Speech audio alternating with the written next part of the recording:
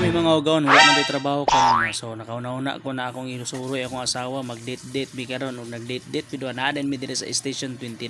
Diri biduan nag-date-date. So dako kaya Ismail na ako siyang gisuroy. Ito ano ba mi wala nakasuroy. Ang banda day karon na naka-schedule ang audio dynamic. Ato po isuroy panalag sa atong asawa. Sa una bitaw na uyab pa, sige na to isuroy-suroy, sige na to edit karon edit na to atong asawa.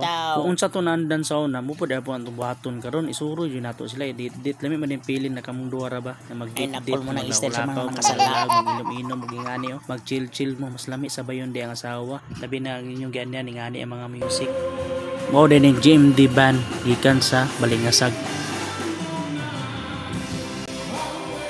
Lami man din sa piling mga ugaw na maminaw kag mga banda na magtukar. Dili kay ikaw na lang sig tukara. Sumo na kaayo. Panalag sa maminaw puta sa uban na magtukar. Sama ni ng mga banda. O yugyugan na kaya muulo dia kay nalingaw din ming duwa. Nasayaw-sayaw ming duwa dia. Enjoy kay kasabay ako asawa eh. Di ka ma-board. Kay wala kay boarding house balayra. Mga ugaw na namin sa balay. Sa may kaingon na nagsuroy-suroy ta nag-date-date ta. Thank you. Thank you. Ha? Thank you. Di way libre karon panahon na. Bayaran to nimo. Muna dia. Action to sa mga limit na sa imo. Yung ka libre. Wala uli libre. Kinsa mga para librehan. Ay, lami mga hugawan.